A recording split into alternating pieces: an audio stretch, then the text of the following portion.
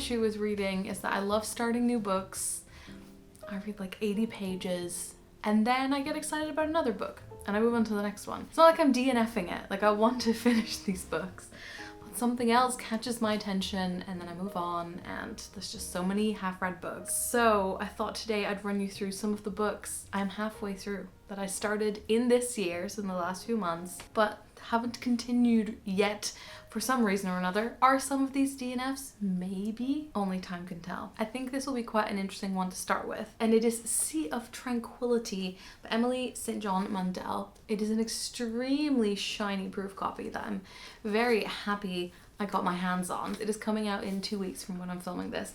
By the time this is up, it's probably already out, so I need to finish this before it comes out. How far into it am I? I'm only that far in. I'm only 35 pages in. This is the author of Station 11, by the way, which I'm assuming a lot of you will know. A book that is set across multiple time periods. The pacing and the writing of the beginning have kind of surprised me. It's quite simple and quite fast. I haven't read Station 11 in a long time, but in my head, it was like a little bit more like lyrical than this is, but maybe that's just me misremembering. Anyway, I should be able to finish this very fast and I should do it. I should tell you that it is set on a moon colony and in 1912. Maybe in some other places too. I've just done the historical bit so far, and then it's I think we're going to the moon next. And this is quite an interesting one. I was reading this for a book club that I am part of, and it's called Matrix by Lauren Groff. I'd kind of seen it around once or twice, but then it wasn't until the book club picked it that I thought, okay.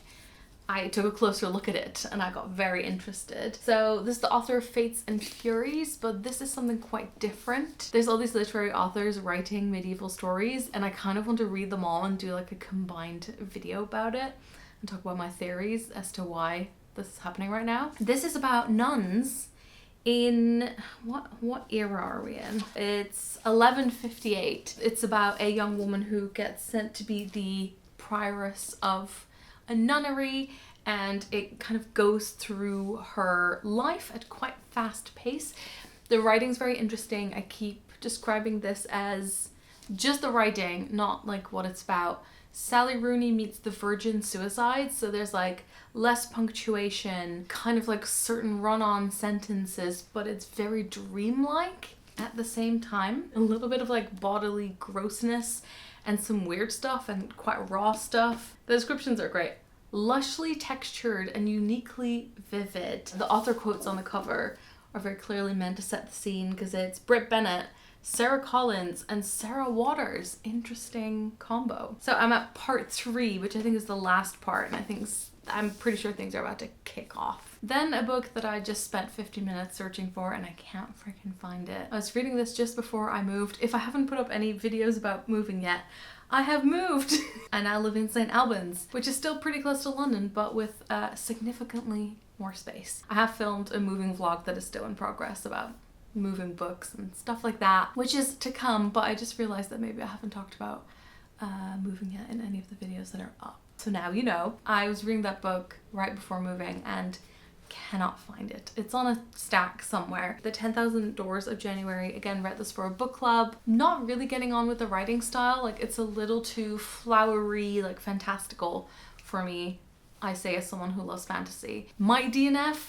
Not sure yet. And then another book that I can't find, Pride and Prejudice by Jane Austen. So I'm just gonna show Emma. This is the edition that I have. I'm doing very well with this book. This is my last Austen. I'm also listening to audio. Going great, and this has definitely not taken me years. And there's one that I mentioned in my like 2022 TBR, but I haven't read any of it since that video. I've read literally 5 pages, so I feel like it's not a book I'm in the middle of. It's Anna Karenina. I'm gonna leave it at that. Okay, let's go to some audiobooks, because even audiobooks cannot escape the like halfway reading and then going on to something else. What do we have? This is actually one I DNF'd. The Fell by Sarah Moss. I've always wanted to read some stuff by Sarah Moss. I have one of her historical novels. The Fell is like a pandemic novel about a woman who goes for a walk during lockdown when she's not supposed to be out, and then she has to get rescued.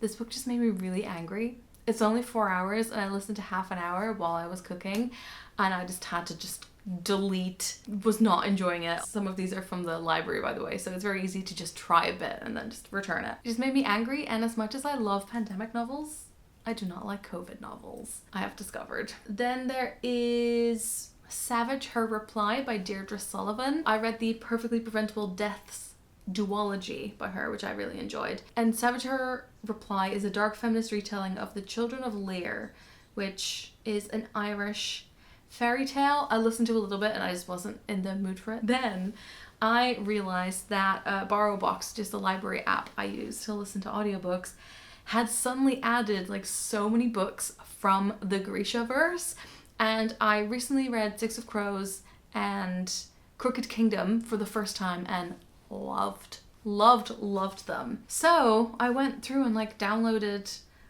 what I could, and so Shadow and Bone, which is the first in the first trilogy, was unavailable, and so I thought maybe I'll start listening to King of Scars, which is the duology that comes after the Six of Crows duology. They're all set in the same universe, like the Grishaverse, and there's character overlap, and I don't mind spoilers that much.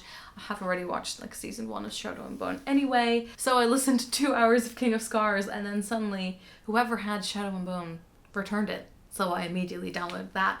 So I'm just going to make my way through the first trilogy now, and then I shall return to King of Scars because I was enjoying it so far. Very, very fun. Greatly enjoying that world. I remember going to a publishing, like, marketing presentation where the team that works on the Grishaverse was talking about like their social media and newsletters and stuff they do to promote Liber Dugo, and I didn't know anything about the Grishaverse at that point. So I basically had no idea what they were talking about, but now I know. Okay, I think there's one more. Go to my other audiobook app. So the Obelisk Gate, the second in the 5th season trilogy, which is called the Broken Earth trilogy. I am 22% in. I started it once, listened to like 7%, and then waited months and months and months, and then I went back to it and restarted from the beginning, I think about a month ago. I do love reading lots of books at the same time. I don't really mind going back and forth. So that's everything I'm halfway through reading. I have in fact also finished 9 books so far this year. That's about it for the reading year so far. Not too bad, not the best ever, but I'm really enjoying all the books I'm working with, the ones I'm about to read, the ones I'm currently reading. So yeah, that's my little update. Hopefully I will see you soon. I'm also around on Instagram, and I make some TikToks now occasionally at Books and Quills. That's it for me. Thanks for watching. Doei!